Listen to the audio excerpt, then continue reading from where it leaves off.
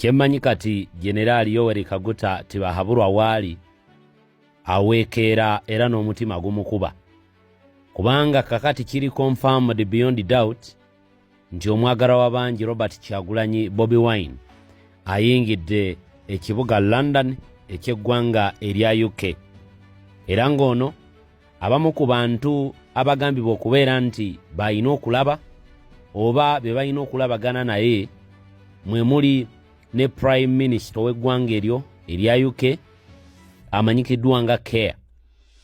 Olukiiko wakati wa Robert Kyagulanyi Bobi Wine n'omukulu amanyikiddwa nga Keir Starmer luteekerwateekeddwa okulabika nti lubeerawo nga tannaba kulabika nti akomawo wano ku butaka mu ggwanga lyattu Uganda. Emu ku bigendererwa n'ebiruubirirwa ebitera okubeera mu nkiiko wakati wa Robert Kyagulanyi n'abamu ku bakungu e Bulaaya biba byakulaba nti bongera okwanika ebikolobero eby'omumpembe Jenerali Yoweri Kaguta Tibahabulwa, kogatta n'okwongera okulaba nti babuulira gavumenti ya UK ku byonna ebijja bikolebwa mu Uganda mu mbeera etali ntuufu, era wano ne bagikunga okulekeraawo okuwaayo obuyambi eri gavumenti eno ey'omumpembe Jenerali Yoweri Kaguta Tibahabulwa. Nga bwe kyali mu Canada, bwe kyali mu Amerika ne UK, era ku mulundi guno bwe kigenda okubeera.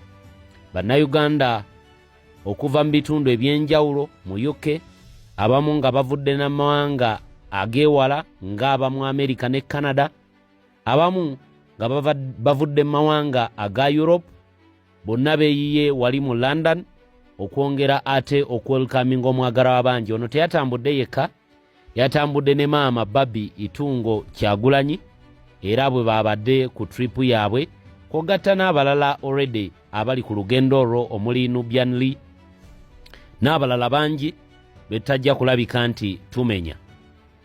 Ekivulu kino ekigenda okubeerawo olunaku lwaleero kigendereddwamu okukomyawo emitima gy'Abannayuganda. Bannayuganda bongera okwagala eggwanga lyabwe, bakimanye nti Uganda weeri, era bakimanye nti Uganda egwanye okubeerako n'emirembe. Omanyi kiba kirungi nnyo omuntu okuleetera Uganda e Bulaaya gy'oli, ate naawe n'ojjukira nti eggwanga lyo Uganda kikkakatako okulirwanirira. Egyo emirembe gy'ofunireyo e Bulaaya ogifunireko mu Uganda. Kati bye bimu ku bintu ebitwala Robert Kyagulanyi Bobi Wine okwenyigira mu bivulu ebifaanaganako nga bino ebweru w'eggwanga. Ow'omutima omunafu ajja kugamba nti eri bali mu kudiibuuda nakkuba bivulu kwogatta n'okwonoona. Ndi omu ku bantu abatera okubagamba nti bwe bibanga ebivulu ebiri ebweru w'eggwanga ne bukyayi Bobi Wine bwagenda okunywa obweru w'eggwanga nga buvuddemu envumbo, buvuddemu okutemebwa obuyambi ku gavumenti y'omumpembe, buvuddemu abakungu ba gavumenti okaaba nga ge bakaaba ge bakomba, then Kyagulanyi aba agwanidde ddala okugenda anywa obukyayi, era ebivulu bino biba bigwana okuteekebwateekebwa. Kuba ebbanga lyonna gavumenti y'omumpembe bwetyo ebadde ejjanga ekikola ng'eraga Bannayuganda nti Bobi Wine bw'agenda ebweru w'eggwanga adda mu kuwuga, adda mu kucyakala, adda mu kulya bulamu.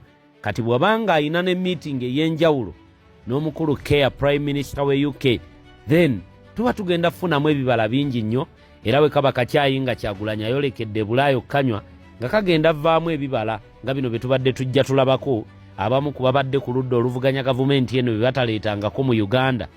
Then Kyagulanyi agwanywe anywere ddala bukyayi, era agwanye abeere ng'agendanga ebweru w'eggwanga okwongera okutuleetera ebirungi ebifaanaganako nga bino. Amawulire gano kagamala okuyitawo agatali malungi, ndyoka ate nkomewo ku byebiri mu ggwanga erya UK. Emmotoka nate endala egudde Kabenje, bwetyo neetugirawo abantu 4 wali mu bitundu by'ekyegeegwa ku luguudo oludda e Mubende. Wano nno akatundu kamanyikiddwa nga Nabutiiti. Mu katundu k'e Nabutiiti awo we wagudde akabenje. Emmotoka ekika kya loole RF bwetomereganye n'emmotoka y'olukale ebadde etwala abantu for burial, era ng'eno ebaddemu abantu kigambibwa nti babaddemu 35. Akabenje kano katugiddewo 5 ku katundu akamanyikiddwa nga Nabutiiti. Kitalo nnyo nnyini ddala, naye nga bino byonna bibeerawo mu ggwanga Uganda. Twongera okubagamba nti biva ku mbeera y'enguudo. Ate embeera y'enguudo mukimanyi bulungi nnyo nti tulina kugivunaana ku gavumenti olwaleero efuga. Tetulina kunenya opposition mbu yeviiriddeko enguudo okubeera embi nga gavumenti y'omumpembe tibahabulwa bwekola. Leero buli ekigiremye okukola ekitikka ku mutwe gwa Bobi Wine, nti oyo Bobi Wine yatugaanya okukola kino. N'obagamba Kyagulanyi yafandinga projekiti ey'oluguudo, oba Kyagulanyi Robert yaliko enteekateeka yonna eyina okukontraktinga ba engineer okulabika nti bakola emirimu gye bateekeddwa okukola. Kakati buli luguudo lwonna lwolaba nti lubi, kimanye nti gavumenti ya mumpembe gye tulina okunenya ku bintu ebifaanaganako ng'ebyo. Bimu ku bintu nno ebitwala omwagala w'abangi Kyagulanyi n'agenda e Bulaaya okwongera nate okubyanika. Twakyogerako wano omulundi ogutali gumu oba ebiri nti ebibala ebiva ebweru w'eggwanga bingi nnyo nnyini ddala, era olwaleero ebitadde gavumenti y'omumpembe tibahabulwa ku bunkenke bibala ebiva ebweru w'eggwanga. Era buli lugendo lwonna, buli wendaba trip yonna nga omwagala w'abangi Kyagulanyi ayolekedde Bulaaya, manya nti awo tuli katuufu, tugenda kuvaayo n'ebintu ebirungi. Buli nvumbo yonna gye mulaba eteekebwa ku gavumenti eno, buli trade restriction gye mulaba eteekebwa ku gavumenti eno, buli travel ban gye mulaba eteekebwa ku bakungu ba gavumenti, mumanya tuba tuwonya obukadde n'obukadde obwali badde bugendera mu bakungu abo. Mao yakwogera gye buvuddeko ennaku ntono nnyo emabega nti abakungu ba gavumenti bangi balina amayumba e Bulaaya, era abaana baabwe bangi bali Bulaaya.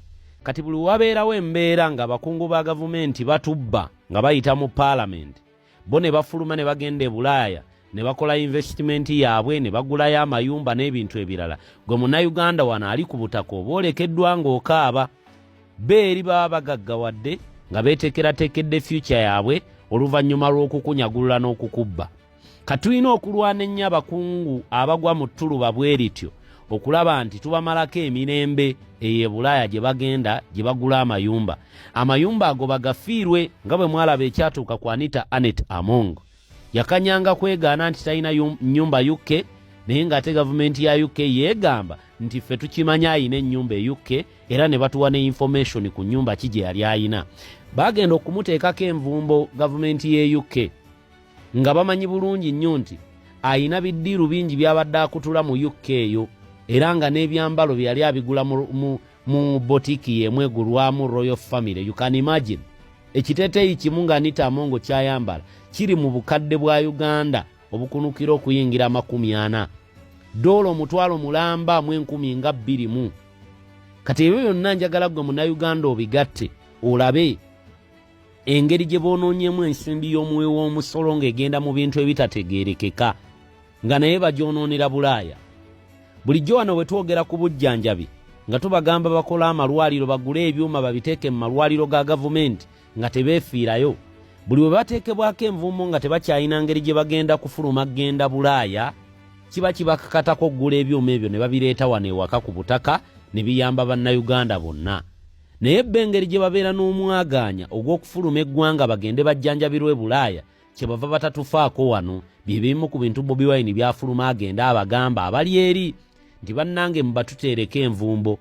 Bwe mubateekako envumbo ne bataddamu kutindigganga ngendo kujja eno funa bujjanjabi, kujja ku tradingira eno na kuwummulira eno, kiba kijja kubanguyira okukolera bannayuganda bye bateekeddwa okufuna, kubanga nabo baba bagenda kubeera affected bwe bitakolebwako. Kati gwe munnayuganda njagala okitegeere nti byonna bye tuliko leero okulaba nti tugenda ebweru w'eggwanga ne twongera okupikamu, ne twongera okuteekamu amaanyi, ne twongera okukola byonna bye tuteekeddwa okukola, njagala okimanye nti biba byongera tugattako mu lugendo luno lwe tuliko. Nti abakungu abaalinyaguludde ffe ne bagenda bakola investment ebweru w'eggwanga leero kibakaluubirira kubanga babeera ne travel restriction eyabateekebwako, ate nga tekoma ku bo ne bwe baali badde nga bayita mu lukujjukujju mu baffamire yaabwe, nakyo kati envumbo eyingirira ddala mpaka ku w'omunda owa famire. kati bwe bange envumbo tekoma kubano kungulu ng'eyingirira ddala ne kuba famire munda gwe kimanye munnayuganda ali eyo atugoberera nti nno byonna bye tulimu leero n'okutambula kwonna okw'abakungu mu NUP ogende bweru w'eggwanga kitugattako kinene nnyo nnyini ddala. Ebiri mu Uganda bikaabya, ekyo kikulu okujjukiranga nti Uganda tennaba kutebenkera, tukyali mu mitawaana myereere gitagambika. Emiteeru gye tulimu tegibalika era togirojjeka. Abantu bangi wano mu Uganda naddala mu kadde kano ke tubaddemu aka nomination, akadde ke tulimu ak'okukuba ebituli mu bantu n'okubakuba mu ttooki okulaba ani ali naffe ani atali naffe, tufunye challenge mpitirivu nti ebibiina bingi bibaddeawo ku mabbali nga birindirira ani ave waffe nga tetumuwadde kaadi agende mu bibiina ebyo abyegatteko. Ekyo nno kikulaga ki? Nti revolution eno yeetoolooledde nnyo ku maanyi g'abantu, ekintu ekitabangawo mu Uganda. Bwebanga revolution yeetoolooledde nnyo ku maanyi g'abantu ku mulundi guno, ekintu ekitabangawo mu Uganda kirina kwongera kugumya gwe munnayuganda ali eyo abadde yeeraliikirira nti tetulina lugendo mu lutabaalo luno lwe tulimu. Gw'abadde agamba nti ebintu bino tubiraba myaka 5 tewali nkyukakyuka. Bw'obanga ogamba tewali nkyukakyuka, tunuulira obunkenke gavumenti bweyina, tunuulira obufofofu omumpembe bwatuula, tunuulira amagye engeri gye gakwatamu abantu n'ebitongole ebirala ebyokwerinda nga tulina ne bwe baakutta olunaku lw'eggulo. Obwo bubeere nno obubonero obukulaga nti nno gwe mulamwa gwe tuliko ogwa revolution, nti mu revolution mubeeramu emitawaana miyitirivu, abafa bafa, abawambibwa bawambibwa, abaggalirwa mu makomera babaggalira, n'ebintu ebirala bingi nnyo ebibi ebijjira ate mu mawulire amalungi ge tuba tulina ag'olutabaalo luno. N'olwekyo gwe munnayuganda ali atugoberera, njagala okimanye nti buli challenge yonna gye tufuna eyongera kutulaga nti tuli b'amaanyi. Buli we tufuna challenging time nga tufuna abantu ababadde mu ffe nga batweyawulako, abo omanya tebabadde kitundutundu ku ffe, babadde bajja kunona bifo. Buli muntu yenna nga yayingira Nuupu ng'onoonyaayo kifo, manya nti wano wali mu kifo kikyamu. Badde mpulira omwami omu ku bali kakiiko k'ebyokulonda aka National Unity Platform ng'ayina by'ayanukula, naye ndaba nga katambya akuŋŋwanya I think nkagabaneko naawe munnayuganda otegeere era onnyonnyoke bulungi lwaki ebintu byafulumye nga bwe byafulumye. Propaganda yabadde mungi, wabaddewo okugulirira, wabaddewo gamba nti gundi ne gundi, but at the end of the day byonna nga tubikola, gwe munnayuganda ali yatugoberera, njagala omanye nti akakiiko katukoledde omulimu ogw'ettendo. Kubanga bano bonna be muli mu kulaba abaapapadde ne bagenda ne bajja independent, kyongera kulaga nti nebiruubirirwa tebyabadde ku kuwagira pate. Baba kubanga babadde balina ekigendererwa eri pate nga bagirumirirwa, baali badde tebajja independent, baali badde baguma ne bagamba okay, twakinolejinga emyaka 5 egituweereddwa nga ffe tulina kaadi ya Nuupu, kati katugumire ne gino emyaka 5 emirala omuntu omulala akikwatemu. Naye bo balinamu enkola ey'obwannakyemalira nti beera ku position eno leero, gibeereko enkya, gibeereko luli, gibeereko ne luli, myaka gyonna mpaka lwokoowa. Newankubadde oba okoledde abantu, nnyuka n'omulala ajja abakolere. Buli wabeerawo enkyukakyuka mu leadership, wabeerawo development. Naye omuntu omu buli wayagala abeere ku kifo kimu mwaka gumu 5 10, enkulaakulana ebeera limited. Kwa buli muntu omupya ajja ne idea empya. Era ekyo tukibakuutira emirundi mingi nti tuleme kufaananako NRM kuba ate gye tuli mu kuttunka nayo. Ebikolwa by'obwannakyemalira ffe tulwanagane nabyo bireme kutuyingiramu. Abantu okulwa ku bifo kikolwa kya bwannakyemalira. Abantu okwagala okulabika nti bo be babeera batwalibwanga priority, kikola kya bwannakyemalira. Walina okubeerawo enkola ennambulukufu nga bw'ogenda okuwulira omwami ono nga nnyonnyola era ng'ayogera. Baganda bange, omulanga gwa manvuuli tukyaguliko. Nyongera okubakunga okutwegattako mu umbrella campaign, nteekateeka ya kubikka Uganda ne manvuuli. Yita ku namba gy'olabawo ku mukono ogwa ddyo otwegatteko mu lugendo olwo olw'okubikka Uganda ne manvuuli. Buli manvuuli ya mitwalo 2 gyokka egya Uganda ojja kuba ate otereddeko ettoffaali eddene ennyo nnyini ddala ebitagambika. Katugende nate mu katambi kano ate tukomewo tweyongereyo. Kati National Unity Platform mu Buganda mwali musigaddemu ebibiina bibiri, NUP ne NRM. Naye ne NRM ne kira ddala wansi otwogere essaawa ero akalulu ekaloweza mu kiwatunga amazina terina bwagizina kamu. Kakati abantu baffe bangi bannakibiina kino ate okutali musango waera ekibiina kikula bantu era mu luzungu tugamba nti National Unity Platform is a mass party, kibiina kya buli muntu. Therefore n'abaagala okwesimbawo bangi nnyo. Kati zike nnyini avetinga bakansala nga besimbye ku kifo kimu abantu 15 ninga nze ne ttiimu yange twali tulina okulondako omuntu omu. Kitegeeza nti abantu 14 bateekwa kunyiigamu abamu ate eddoboozi eryo lirabika nti ddene nnyo bwe beegatta libanga eringi, naye onoomu ayiseemu kasita mukimaliriza batandika okwekuba mu mutima ne baba nti mwami Kambutubi yadde atusingako wano, mwami Ssebu nedde wano abadde aya n'enkizo omusajja tumuleke. Ekyo ekiriwo naye nga twayita mu processes ezisinga okubeera ennungi. Waliwo abe nkireeta nti mbu ne batandika okugamba nti nze bansaba ssente ate nze kaadi nange nasasulayo ssente bwe ziti. Waliwo ne ku mutimbagano kwe nawulidde ng'oli agamba yawaayo $6,000,000. Ebyo mubadde mubiwulira nti abamu tebafuna kaadi mbu ng'ate bawaayo ssente era ziba zaaki. Naye mwe bannamuli mukimanyi bulungi abantu bagambanga nti bannange bw'ogeza n'okwata ssente n'oziwaayo tonenya muntu bajja kubba. Naddala mu Kampala wano oba mu Uganda ya leero abagezigezi bangi. Naye ke nnyini nnyina bambikani gwe nasanga ye yaleeta na musango naga munnange mba ndi awo ng'omusajja ngamba nti mwami gundi aŋŋambye bw'otamuwa ssente bajja kukugira, naye nga ndaba ndi mukuveetinga wali. Era bwe twafuna evidence oyo official waffe yali abirimu twamuwummuza immediately. Yayimirira yalina register tumuyimiriza ate yatakutte ssente naye nga ayambyeko abazikwata okubba memba waffe. Kati obuntu tubwe butyo sobaga nti bubaddemu naye nga buli eyo bbalibbali mbuntu baffe abayaayi abagala okubba abantu, naye si bantu bakakiiko, si bakulembeze ba kibiina nti waliwo yakutte wadde 10 okugaba kaadi. Era nze mbadde mbagamba nti muba muwadde ssente mulinde mulabe okujja nga era omutuufu yaziwaddeyo. Naye kati gwe omutuufu ekikuweesayo ssente kiki nga wekasa kyoli. Kati adde bawaayo ssente beebo abateeka kasa kye bali baagala okutwala obuwagizi bwa munnaabwe abasingako nga bakozesa ssente. Twali tulonda asinga butuufu. Meeya Mugambe yagambye mbu teyafuna kaadi kubanga kaadi yebadde egaba kaadi. Kaadi yebadde egaba kaadi? Mbwe yafunye kaadi ye yennyini ye kaadi ate yebadde egaba kaadi. Ekyo si kituufu. Manyi abantu muteekwa okuyiga bannaye.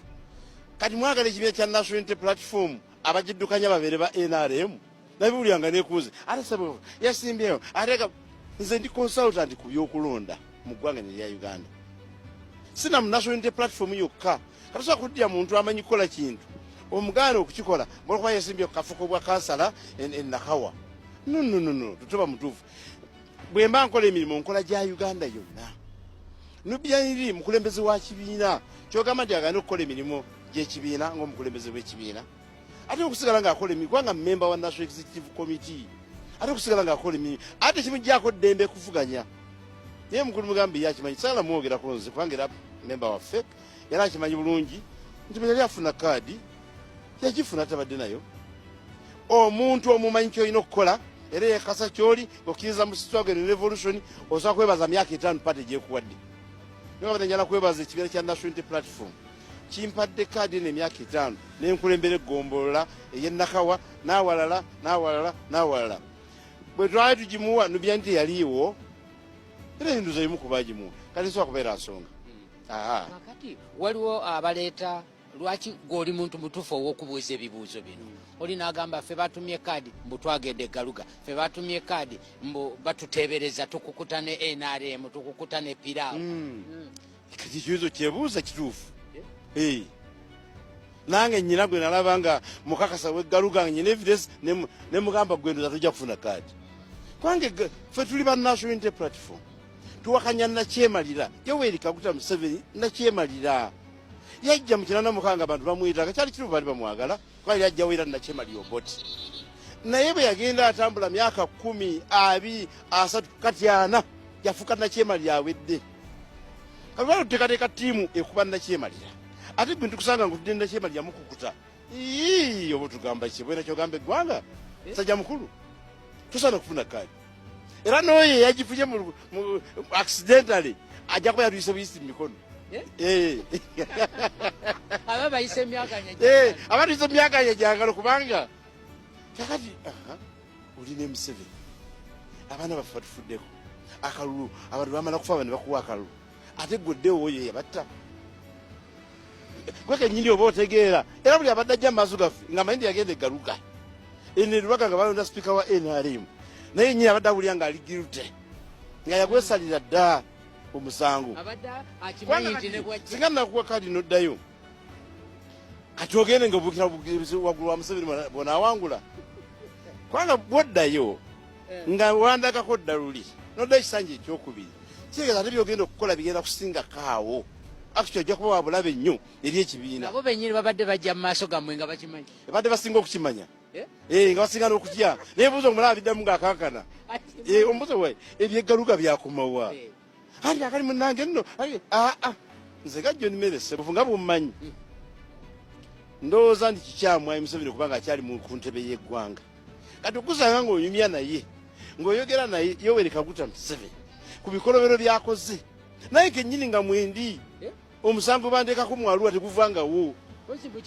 tukyawoza naye tebatuyita mu kooti naye nga lwali committed ogwa treason baba committing mu high court ate committing mu high court naye tebadde bakutuyita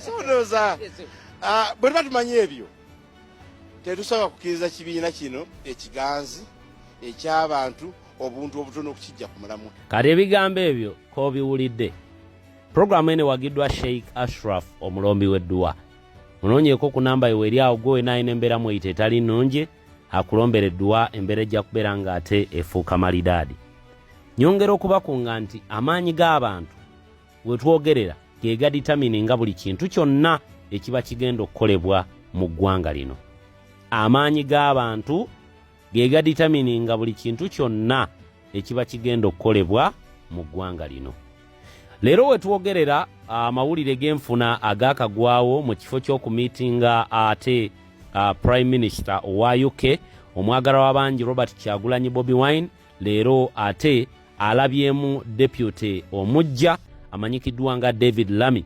David Lammy ye deputy omupya deputy Prime Minister ow'eggwanga erya UK erya United Kingdom era leero batudde n'omwagalwa w'abangi Robert Kyagulanyi Bobi Wine mu kafubo okubaako ate bye bakkaanyaako onaawulira emiranga eginaava eyo onaawulira emiranga ew'omumpembe egigenda okufubutukaawo mu meeting eyo mu ntandikwa mbadde nkugambye nti waliyo meeting egenda okubeerawo eyateekerwateekeddwa naye tebaddeewo wakati wa Prime Minister wabula ebaddewo wakati wa deputy Prime Minister owa UK omukulu David Lammy era leero batudde ebinaava mu meeting nja kujja communicating embibawe naye nga mukimanyi bulungi nnyo emu ku bigendererwa bya NUP byeba nabyo kulaba nti etuula n'abantu bano kulaba nti gavumenti ya Uganda eteekebwako envumbo abakulu ebikolobero bye bakola wano ab'ebyokwerinda awo Mumpembe ne famire ye bonna okulabika nti babakubamu ebituli n'obuyambi naddala obubadde buweebwayo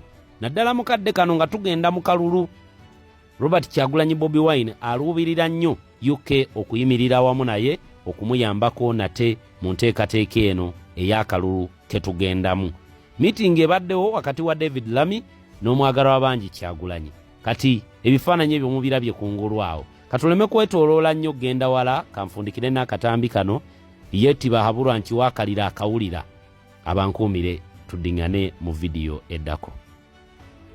Greetings. I hope everybody is doing okay. Now this is Sekuha tugenda kulawonya for starters. Nkolere ekintu kimu eno givuge kubanga okugivuga it is a must. Olaba ekyolaba mu screen yo ogenda kuba okoze ensobi okulowooza nti tutunuulidde Animal Kingdom. Ekyo kyolaba mu screen yo ladies and gentlemen after event eya NUP vetting process. Kyotunuddeko ye process oba ye event nga NUP emaze okuvetinga abakulembeze ku mitendera egy'enjawulo. Empologoma gy'olaba wakati mu screen yo kyekibiina ekya National Unity Platform n'omukulembeze His Excellency Robert Kyagulanyi Ssentamu. Kabujingo kw'olaba wakati awo yebadde nga vetting process. Wakati ng'empologoma emaze okulya nekkuta nekwata ekibumba nekijja mu kabujingo, bannaffe abasigadde boolaba bwe bali ab'ebibiina ebisigadde beeswanse era beesunze nabo okufuna ku kyokulya. Pulirizaamu kati kankutwale ku nyanjula yaako. Mu nsiike ey'ebyobufuzi amaanyi tebagapimira just ku ballot z'owangudde, wabula bagapimira ne ku depth of the party's bench. Amaanyi aga training ground ne influence ya choices ezisukka ebisenge byo kugambye mu kisaawe eky'ebyobufuzi. Wakati ng'ebibiina bingi bambi bistrugglinga birafuubana naddala ku ludda oluvuganya gavumenti okufuna abo abagenda okwesimba ku tickets ez'enjawulo, waliwo ekibiina eky'amaanyi ekiyina omukulembeze ow'amaanyi ddala nti n'abo batasobodde abataweebwa mukisa kukwata fulaga yakyo nti ate bafuuka treasure oba treasures of competition eri bannaffe abasigadde ku ludda oluvuganya gavumenti. Wulirizaamu wano, when your so-called leftovers become the finest meal on the table of others, omanyanga okoze nnyo era osana ne weekubira mu bugalo. Kino kitegeeza nti you're not merely playing the game ey'ebyobufuzi, kino kitegeeza you defining the game. Kino kitegeeza nti olese mark kuba this is the mark of the party whose standards set the pace. Kyolaba mu screen yo the standards ez'ekibiina ekisettinga pace, whose candidates shape the future, nga bakandidati bakyo be bashapinga ebiseera eby'omu maaso, and whose best remain untouchable in any coming election. Ati mpulirizamu, bw'otuukanga ku level ng'ebisigalidde ebyo mu by'omaze okulya yemmirwe ekyasinze okuba ennungi eri abasigadde, tokudaalanga oyisanga engalo mu maaso n'ogamba nti weewaawo nina kyenkoze. Tutunulidde ekibiina ekya National Unity Platform. Kankuzeeko emabega, omusajja akikulembera olunaku olwaleero bangi bamunyooma, bamuvuluga, tebaamulabamu nsa ng'akitandika. We twogerera olunaku olwaleero abalowooza nti yali junior mu nsonga zino, buli eyamuyita junior back then alwanira leftovers ze olunaku olwaleero ng'amaze okulya n'okusunsulamu the finest. Eyo nno gye bayita the genius of a man or the genius of a strategy. Katuka kunnyonnyolera okategeera. Ekyo bakiyita the depth of a talent. When even those who don't make the final oba batajjanga ba finalist mu kugaba kaadi okwa National Unity Platform, bwe baba nga bakyali b'amaanyi okusinga ebibiina ebirala byonna, omanyanga bumanya nti abaletedde okuba ow'amaanyi ate ye mugezi ekimala kankakuddiremu. Bakandidate abatafunye kaadi mu kibiina kya National Unity Platform bwe baba nga bafuuse hot property eri ebibiina ebisigadde ebirala byonna, ekyo kiprovinga ekintu kimu, kiprovinga bench NUP gyebadde eyina ku bifo ebyenjawulo, nga kitegeeza nti ne ttiimu yayo ebaddenga ekwata ekisemba ate mu bibiina ebirala bebazanya ekifo ekisooka. Nkugambye tutunulira the depth of talent. Kankutwale ku nsonga endala nga nnyonnyola ka video kano kategeere. NUP olunaku lwaliro without a doubt ye factory of leaders. Lye sekkolero gye bakolera abakulembeze. Wuliriza. Ekibiina just kati obudde buno kyo kibadde tekironda ba candidate. Kibadde kibaweesa. It manufactures political leaders. Vetting system yakyo eringa refinery. We bakolera batya? We basunsulira cream. Naye ate ne bye basunsuddemu cream ne bifuuka ebyamaguzi elsewhere. Akulembera ekibiina ekyo oba oyina kukikakasa bukakasa nti ali so smart nti obudde buno ya influencing politics within our country. Kankutwale ku kirala kye bayita strategic overflow. Nti tewali kibiina kiproducinze kimala to an overflow.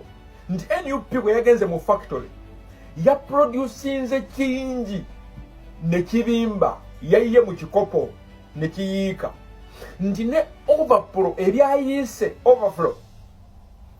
okuva mu kikopo kya NUP bifuuse ebyokulwanira ebyabo abali ku ludda oluvuganya gavumenti abasigadde. Nti loser list ya National Unity Platform ate kifuuse ekiroto ky'ebibiina ebisigadde ku ludda oluvuganya gavumenti. Ekyo kye bayita brand value beyond borders. Nti ne wabweru w'ebisenge bya NUP erinnya lya NUP ligenda kusigala livugira mu matu g'abantu mu bibiina ebirala, kubanga stampu zaabo ebibiina ebirala bagenda okutwala ate zikyali ku mpapula ze basooka okutwala mu kibiina ekya National Unity Platform. Ate kati kye bayita power to define the field. Otya nti wakati ng'oshepinga si just mu kugaba tiketi zo zokka, wabula otaddewo ko ne ku composition, oyambyeko composition y'ebibiina ebirala okuforminga, indirectly ocontrollinga future ya political landscape. Kankuddiremu the power to define the field etegeeza nti omukulembeze waffe yekka wadde nga tazimbye kibiina kyokka mu kugaba tiketi, wabula obudde buno ayambyeko ne composition y'ebibiina ebirala ebisigadde ku ludda oluvuganya gavumenti. Indirectly ali mu controllinga political landscape, nti n'abagenzi okwesimba bibiina ebirala bali ku musingi gwe batambulidde. Kati nno kye bayita undisputed quality standard ey'ekibiina n'omukulembeze ekika ekyo, nti tewali kalulu kasobola kubeera budde buno ignored without the influence eya His Excellency Robert Kyagulanyi Ssentamu, kubanga asetinze the highest performing candidates ate nga abasetinze okuba nti bagenda okukulembera front line, nti n'abagudde emabega w'abano ba candidate ate bagenda kubeera bakompitita be mu bibiina ebiri ebbali. Kino nakikoze afoginze, atraininze, ate afiltarinze abakulembeze betugenda okufuna mu NUP n'abo banaasobola okuyitawo mu bibiina ebisigadde. Kati neno gye bayita silent recruitment strategy. Wulirizamu wano, silent recruitment strategy yeeno nti kawe kasinde tuyinza n'okufunayo abakulembeze ab'ekibiina ekya National Unity Platform mu bibiina ebisigadde ku ludda oluvuganya gavumenti. Wulirizamu, omusajja bamunyooma, bamuzalawa, nyekkiriza gaana olunaku olwaleero acontrollinga the future of the political landscape in the country. Nti n'ebyo byatatutte ng'ebisooka ebibereberye bifuuse ebyokulwanira ebyabo abasigadde ku ludda oluvuganya gavumenti. Abaamunyooma n'abaamuzalawa olunaku olwaleero balwanira ebyo byalidde n'alekawo. Woolani w'amagye.